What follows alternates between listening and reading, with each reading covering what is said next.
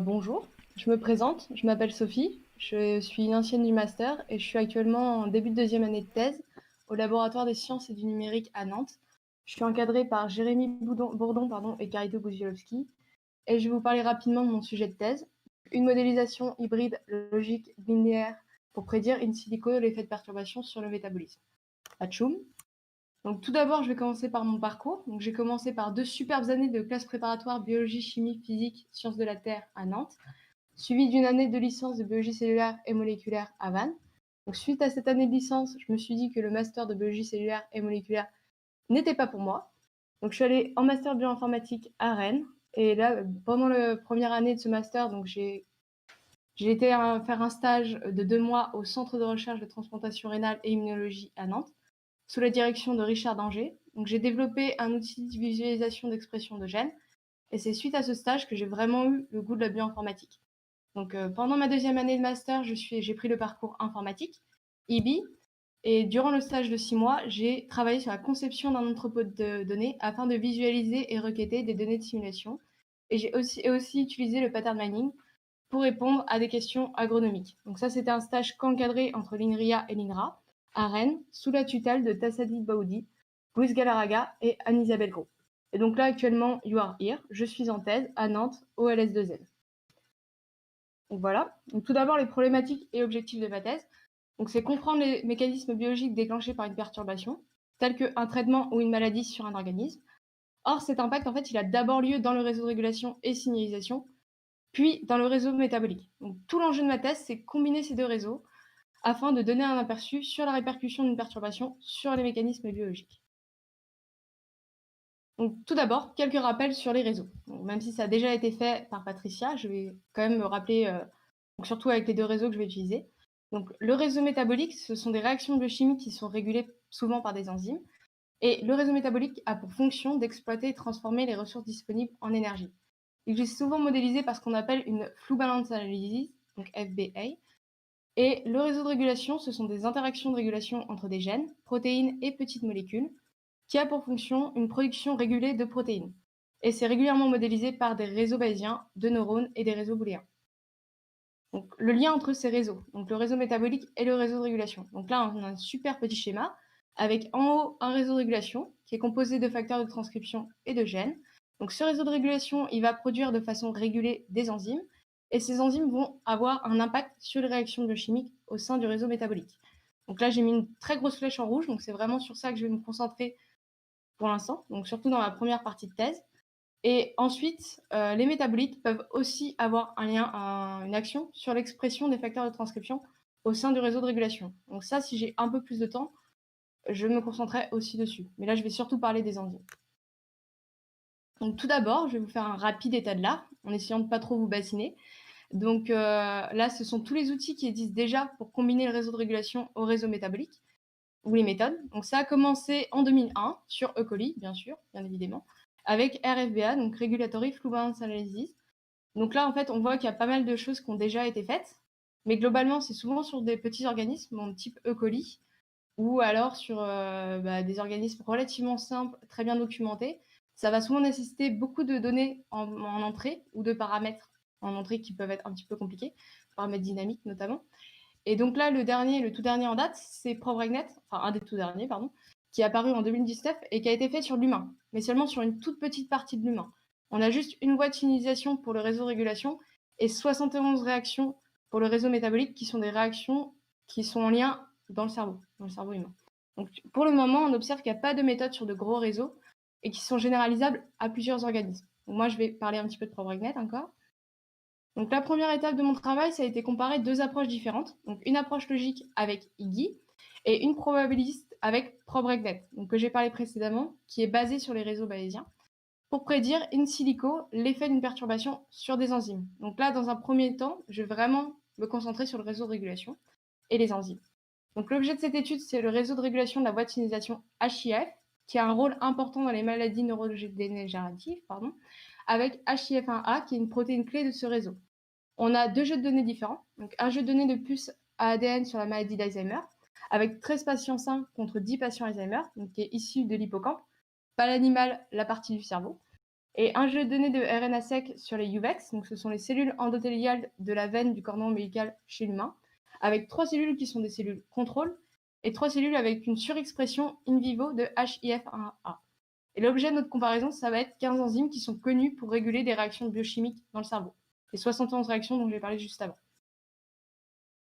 Alors, principe d'IGI tout d'abord. Donc, IGI est basé sur de l'Answer Set Programming, donc de l'ASP. Ça vous a été présenté juste avant. C'est une programmation déclarative, donc très différente de Python. Et il va tester la consistance entre un graphe dirigé et signé, que l'on va appeler G, et un jeu de données expérimental mu. Donc, ce jeu de données expérimental, en fait, c'est une observation entre une condition normale et une condition perturbée. Et donc, ce jeu de données expérimental, donc mu, c'est une labellisation partielle de G qui va être composée de nœuds. Plus, ça veut dire que ce nœud-là, il va être surexprimé dans la condition perturbée par rapport à la condition normale. Moins, il va être sous-exprimé. Et 0, il va être inchangé. IGI va détecter les inconsistances, donc entre ce jeu de données expérimental et le graphe. Donc, s'il y a un désaccord, il va le détecter. Il va appliquer une correction minimum et il va prédire le signe des nœuds qui ne sont pas observés. Donc là, un exemple avec IGI, justement. Donc, on a ce petit réseau, avec 2 scénarios différents. On a A, B et C, ce sont les nœuds observés. Donc, ce sont les nœuds de notre jeu de données expérimental mu, si on veut. On a D, c'est le prédécesseur de A, B et C, donc c'est le nœud parent. Et C, c'est le successeur de A, B et C. C'est le nœud enfant. Dans notre premier scénario, on a A et B qui sont prédits A+, qui sont observés, A+, C qui est observé à 0. Et donc là, IGI va devoir appliquer une correction, donc le mCos de 1, pour pouvoir prédire D et E. Donc, suite à cette correction, on a D qui va être prédit A+, et qui explique en fait le signe de A et de B, et E qui va être prédit A+, aussi, comme expliqué par le signe de ses prédécesseurs. Donc, voilà pour le premier scénario. Le scénario 2, on a aussi un mCos de 1, on a A et B qui sont prédits à moins, C qui va être prédit A+. Donc là, IGI n'est pas capable de faire en fait une prédiction pour l'instant, donc il est obligé de le corriger. Donc il va dire par exemple, là on a entre D et C, on a une activation, il va mettre une inhibition. Et donc là, il va pouvoir prédire, D va être prédit à moins, comme expliqué par le signe de ses successeurs, donc A et B notamment. Et E, par contre, il ne va pas être capable de faire une prédiction parce qu'on a des signes contraires, donc il n'y aura pas de prédiction pour E. Voilà pour l'exemple avec IGI. Donc là, j'ai switché, en fait, il y a pas mal d'étapes qui ont été faites pour comparer IGI et ProbRegNet, notamment. Donc là, j'ai vraiment fait une petite diapo récap pour parler de ces étapes-là. Donc on va d'abord convertir la voitinisation HIF en ce qu'on appelle un DAG, un graphe dirigé acyclique. Donc pour IGI, la partie en rouge, ce DAG, il va être signé. Des observations vont être faites avec les différents jeux de données. Et HIF1A, il va être perturbé. Ensuite, le comportement des enzymes, il va être prédit sous forme de signes. Comme je l'ai montré précédemment, il fait des prédictions sous forme de signes. Donc, ce sont des sorties qui sont qualitatives. Donc, voilà. Pour ProbRegNet, la partie en vert, le DAG, il est converti en un réseau bayésien, BN. De la belief propagation ou de la propagation par conviction est faite avec une perturbation de HIF1A. Donc, ça, en français, en fait, on va perturber un nœud dans notre réseau bayésien et on va pouvoir observer la répercussion de cette perturbation sur tous les nœuds du réseau bayésien. Donc, suite à cette belief propagation, une nouvelle expression pour une enzyme va être prédite. Et nous, ce qu'on va calculer, c'est le fold change. Donc, cette nouvelle expression de l'enzyme sur l'ancienne expression de l'enzyme. Donc, c'est un ratio. Et ça va être converti en un signe. Ceci va permettre de comparer nos deux outils, donc les prédictions des enzymes, avec nos deux outils. Pour la partie résultat, donc on a comparaison de prédiction in silico sur les enzymes avec le premier jeu de données de puce à ADN. Donc là, en fait, on a l'évolution du fold change. Donc là, c'est sorti quantitative de ProbRegNet, donc qui est donnée avec 3 différentes comparaisons. HIF1 à moins, donc ça c'est quand il est sous-exprimé. HIF1 à 0, c'est quand il est inchangé. Et HIF1 à plus, c'est quand il est surexprimé. Et donc là, pour chaque enzyme, on a l'évolution du fold change par rapport à ces 3 conditions-là. Donc quand une enzyme, donc nous on va vraiment s'attarder sur le signe de la dérivée mathématique de chacune de ces courbes. Quand le signe de la dérivée mathématique est en accord avec la prédiction qui a été faite par IGI, l'enzyme va apparaître en vert. Donc là, sur le côté, au niveau de l'axe DY. Quand il est en désaccord, l'enzyme va apparaître en rouge. Donc voilà. Donc pour vous donner une idée, par exemple, si on a une enzyme qui a une évolution de fold change qui est croissante par rapport aux 3 conditions, donc HIF1-, HIF1-0, HIF1+, le signe de sa dérivée mathématique, ce sera donc un plus. Si IGI a aussi prédit un plus, l'enzyme va apparaître en vert. Donc là, on observe que sur nos 15 enzymes, on a 4 qui vont évoluer différemment entre IgI et Probregnet. Et parmi ces 4 enzymes-là, il n'y en a qu'une seule qui va évoluer de manière significative, c'est HK1 avec plus de 0,1. Là, c'est vraiment pour le premier jeu de données de puce à ADN. Donc, comparaison de prédiction in silico sur les enzymes et observations logiques. Donc là, c'est sur le deuxième jeu de données de RNA sec. Donc, je vous rappelle qu'il y a des observations biologiques qui ont été faites, parce qu'on a 3 cellules avec une surexpression de HIF1A in vivo. Donc là, on va calculer leur fold change. Donc, chacune des enzymes, on va regarder son expression moyenne dans les cellules surexprimées in vivo, et on va diviser par l'expression moyenne des enzymes dans les cellules contrôle. Donc là, ce sont les barres en rose. On fait la même chose avec Probregnet pour les prédictions in silico après perturbation de HIF1A sur l'expression de l'enzyme normale. Donc voilà, on a aussi un fold change pour Probregnet. Et en fait, on observe IgI via les couleurs.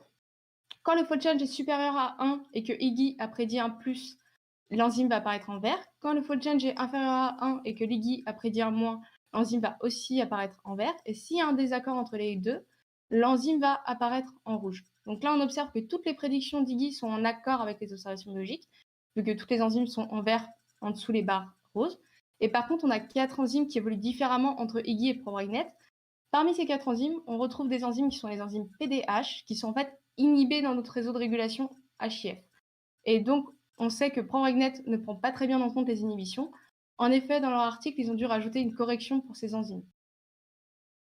Donc, conclusion de ce premier travail, on a un premier jeu de données avec IgI et Probregnet qui ont montré des prédictions très similaires, et un deuxième jeu de données avec IgI et Probregnet qui sont légèrement moins similaires, mais IgI va suivre les observations biologiques. Donc, Probregnet, il va nous donner des résultats quantitatifs, donc ça, c'est hyper intéressant par rapport aux résultats qualitatifs, parce que c'est facilement intégrable au réseau métabolique. En revanche, il ne prend pas bien en compte les inhibitions et il est moins rapide que IgI sur de gros réseaux. Pour vous donner une idée, sur un réseau de 1000 nœuds, IgI il a pris 0,443 millisecondes à tourner et Probregnet, il a mis 2 heures à tourner. Donc tout ce petit travail-là que j'ai résumé en quelques diaporamas, il est disponible dans mon premier article de thèse en format de 15 pages et donc il a été publié dans Computational Methods in System Biology. Si vous êtes intéressé, il y a les sources en dessous. Donc la deuxième étape de mon travail, ça a été la réalisation d'un pipeline Python pour intégrer le fold change au réseau métabolique avec CobraPy.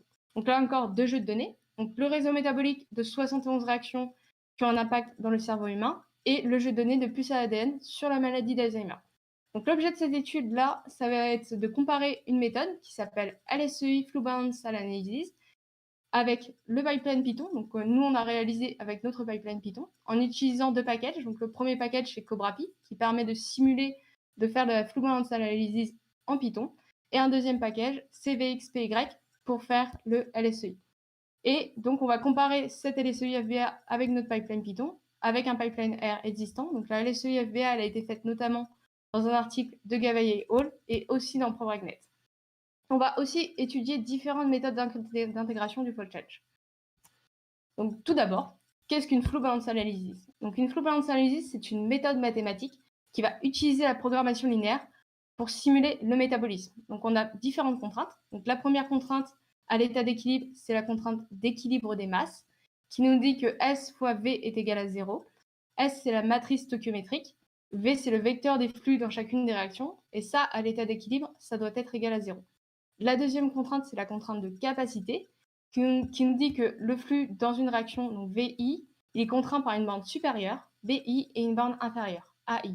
Ces différentes contraintes, elles vont former ce qu'on appelle un espace des solutions possibles, ou permises, sous la forme d'un cône polyédrique convexe. Donc là, c'est le joli petit cône en bleu qu'on peut voir. Et donc là, la flu balance analysis, on va chercher à faire une optimisation, à maximiser une fonction objective. Donc là, la fonction objective, on l'a appelée Z. Dans notre cas, ça va être maximiser la production nette d'ATP. Et quand on va faire cette optimisation, on va tomber sur une solution optimale. Donc en fait, le flu balance analysis, il va identifier une distribution de flux optimale, donc le V, par rapport à une fonction objective Z. Ensuite, intégration de fold change au flux. Donc la flu balance analysis, elle va donner des flux pour chacune des réactions dans un cerveau sain qui vont maximiser la production nette d'ATP. Et nous, on veut savoir l'impact d'Alzheimer sur ces flux. Donc là, ce qui a été fait dans Gavaye et Hall notamment et dans Probregnet, c'est ceci. Donc FI', c'est le flux impacté par le fold change. Il va être égal à FI multiplié par la moyenne fold change des gènes qui régule la réaction I. Donc c'est FCGI, donc multiplié par le fold change gène I. Mais par contre, il peut y avoir en fait des régulations complexes. des AND et des OR gates, qui ne vont pas être très bien pris en compte avec cette intégration-là. Donc, du coup, on a testé différentes choses, on a proposé différentes intégrations possibles. Je vais vous donner un petit exemple. Donc, on a la réaction R1 qui va être régulée par un complexe qui va être formé en fait par un gène 1 et un gène 2, ou un complexe qui va être formé par un gène 3 et un gène 4. Et nous, on a fait différentes méthodes d'intégration. Donc, pour les OR gates, on va chercher un maximum. Et pour les AND gates, on a testé deux choses, une moyenne et un minimum. Donc, par exemple, avec la moyenne, le flux de R1', il va être égal au flux de R1 multiplié par le maximum entre la moyenne G1, G2 et la moyenne G3, G4. Exactement la même chose pour les minimums, mais avec un minimum plutôt qu'une moyenne. Voilà. Donc, qu'est-ce qu'une LSEI? C'est une minimisation quadratique avec contrainte d'égalité et d'inégalité. Et nous, on va chercher à résoudre un problème LSEI. Donc là, je vous donne une petite formule mathématique avec minimize ax moins b au carré. Donc là, c'est ici qu'on va en fait mettre nos flux, donc fi', pardon, donc nos flux impactés par le fold change. Subject to une contrainte d'égalité, e fois x égale f, et la contrainte d'inégalité, g fois x supérieur ou égal à h. Donc dans cette contrainte d'inégalité, c'est là où on va mettre les réactions irréversibles. Elles doivent être en fait supérieures, leur flux doit être supérieur ou égal à h. Donc le vecteur, enfin le h, ça va être un vecteur de 0, globalement. Et donc, pourquoi est-ce qu'on fait une LSEI? Parce qu'on a nos flux impactés par la maladie d'Alzheimer, etc. Donc, pourquoi faire une LSEI? Donc, je vous ai présenté dans la diapo sur les fluid moments analysis l'espace des solutions possibles. Quand on va multiplier par le fold change nos flux, on peut sortir de cet espace de solutions. D'où l'intérêt de faire une LSEI. C'est afin de rester dans l'espace des solutions possibles, tout simplement. Donc là, un exemple de LSEI avec un petit modèle. Donc, on a 4 réactions. Et dans ces 4 réactions, il y a 4 métabolites. Donc la première chose qu'on va faire, donc là c'est le petit modèle qui est ici, on va faire une matrice stoichiométrique. Donc on va faire la matrice E. Elle est appelée E dans le LSEI, elle était appelée S dans le Fluent Analysis. Donc là, chacun des métabolites va être traduit par rapport à chacune des réactions. Donc par exemple, pour le métabolite M1, on voit qu'il est consommé dans la réaction R1, donc on va mettre un -1. Il n'apparaît pas dans la réaction R2, donc on met un 0. Il est créé dans la réaction R3 avec un coefficient de 2, donc on va mettre ce coefficient. Et il est consommé dans la réaction R4, donc on va faire un -1. On va faire ça pour tous les métabolites à travers chacune des réactions. Donc voilà, le vecteur qui va avec, donc c'est EX égale F, on met que des zéros pour l'instant. Et donc là, nous, ce qu'on va vraiment chercher à savoir, c'est par rapport au flux impacté. Donc le flux impacté par le fold change, donc par exemple, flux R1', donc une fois qu'il a été multiplié par le fold change, il va être égal à 10, juste ici. Flux R2', il serait égal à 5, et flux R3', il serait égal à 20. Donc tout d'abord, on va créer une matrice avec ces différents flux. Donc on va traduire ça sous forme d'équation. Donc équation 1, ça serait flux R1' égale 10. Et en fait, on voit que c'est R1 qui est concerné. Donc devant R1, on va faire un -1. Toutes les autres réactions n'apparaissent pas dans cette équation, donc ça va être que des zéros. Exactement la même chose pour flux R2'. Donc équation 2, R2, on va mettre un -1, etc. Donc la même chose pour flux R3'. Et donc on va faire le vecteur associé, donc qui va s'appeler B, qui va être 10, 5 et 20. Donc les valeurs des flux impactés par le fold change. Donc ça, la minimisation quadratique, ça va nous permettre de nous rapprocher le plus possible de ces valeurs-là, tout en respectant la contrainte d'égalité, donc EX égale F et Gx supérieur ou égal à H. Donc, voilà. À l'état d'équilibre, on a S fois V égale 0, je vous le rappelle. Ici, EX égale F va refléter cet état. Donc en général, on n'a que des zéros dans notre vecteur F, mais si jamais on a un métabolite qui est connu et que son flux est différent de 0 à l'état d'équilibre, on peut l'ajouter à l'intérieur de ce vecteur. Donc là, les résultats de cette étape-là. Donc on a d'abord fait une validation. Donc sur les 71 réactions biochimiques, on a les flux qu'on a pour la LSEI FBA qu'on a faite avec notre pipeline Python, pardon, et la LSEI FBA qui a été faite avec ProbRegNet. Donc là, première chose, on voit que le coefficient de Pearson, il est très très proche de 1. Donc là, ça va compter comme une validation. Ça veut dire que notre pipeline Python, on a réussi à faire une LSEI FBA comme ce qui a été fait dans un pipeline avant. Et là, en fait, à droite, on a testé différentes hypothèses, donc nos hypothèses d'intégration. Donc je vous rappelle que pour la OR gate, donc quand on a des OU, on fait une fonction maximum. Et on a fait deux choses différentes pour les AND gates, donc pour les complexes. On a fait une fonction moyenne et une fonction minimum. AVG, c'est l'écart moyen entre la LSEI FBA dans ProbRegNet et notre simulation. Et R, c'est le coefficient de Pearson. On observe en fait que dans nos différentes simulations d'intégration, celle qui correspond le plus à ce qui a été fait dans la LSEI FBA de ProbRegNet, c'est avec la fonction minimum sans prendre en compte les écarts types. En effet, quand on va faire une flow balance analysis, on va ajouter des observations biologiques. Et dans ProbRegNet, ils ont ajouté des observations biologiques, mais ils n'ont pas pris en compte les écarts types qui étaient donnés. Là, c'est le without SD. Nous, on a décidé aussi de les prendre en compte. Donc là, pour l'instant, on ne peut pas savoir en fait laquelle méthode d'intégration est la plus pertinente d'un point de vue biologique. Il nous faudrait des données in vivo pour tester nos différentes méthodes d'intégration. Donc les perspectives de ce travail, ce serait de modifier Iggy pour produire des sorties quantitatives, parce que pour l'instant, Iggy, il produit des sorties qualitatives, donc c'est pas facilement intégrable après au réseau métabolique. Et ensuite, on va intégrer Iggy à notre pipeline Python. Et après, dans un second temps, on va tester ce pipeline, bien sûr, sur des données in vivo, afin de valider nos différentes hypothèses d'intégration, et tester notre nouvelle méthode et Iggy sur un beaucoup plus gros réseau. Donc je vais vous laisser maintenant regarder quelques mèmes pour illustrer la thèse en général. C'est pas forcément ma thèse, ça peut être la thèse de mes collaborateurs, notamment au laboratoire. Donc je pense au café avec une de mes collègues qui s'appelle Alban, notamment, qui est une ancienne du master aussi. Et voilà. Et donc fin pour cette présentation. Merci pour votre attention et j'attends les petites questions.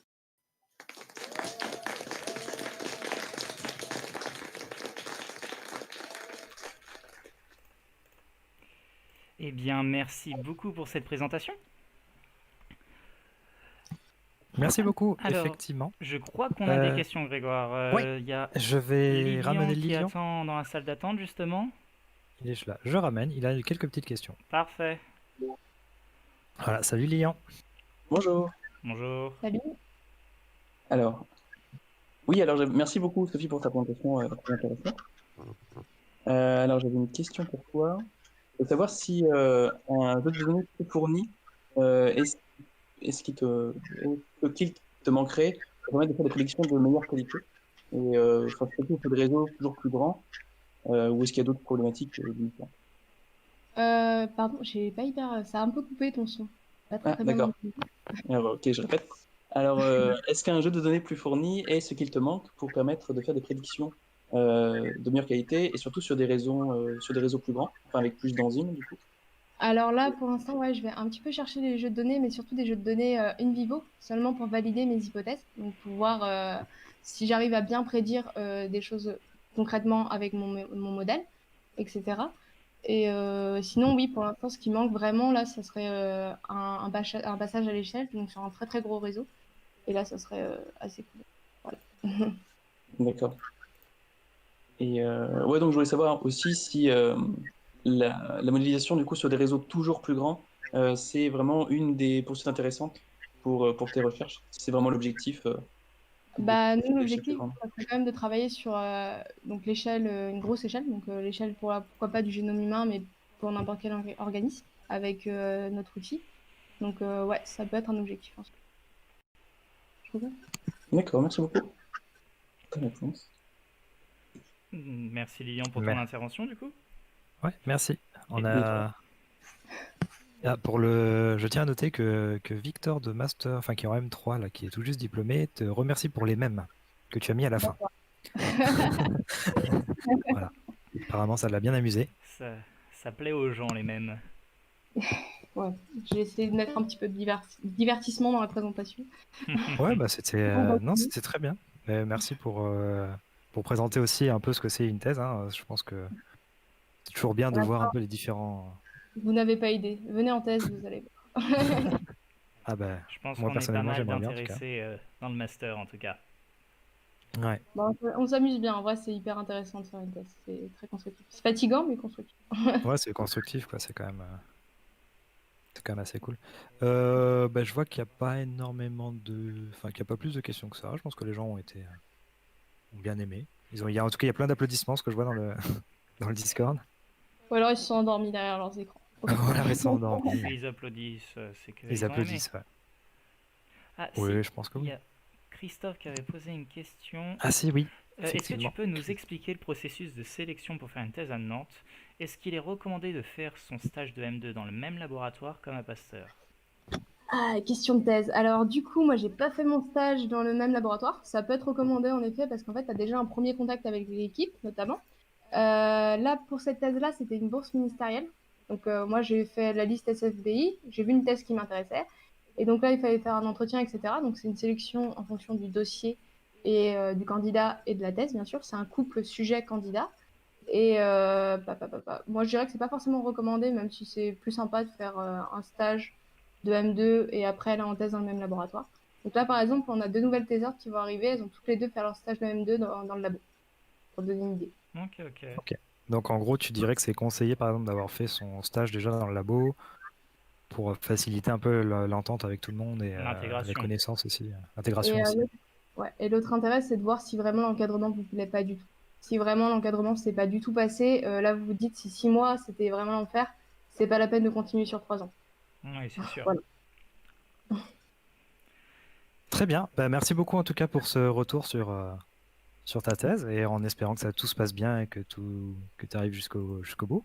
Mais normalement, il ne devrait pas y avoir de soucis, j'imagine. Non. Merci à vous en tout cas de m'avoir laissé parler. Il n'y a pas de soucis, c'était très intéressant. Merci à toi Merci d'avoir beaucoup. préparé tout ça. Et Au du revoir. coup, bonne journée et Bon à big bientôt. day à toi et au revoir. Bon courage. Merci. Salut, salut. Bonne journée.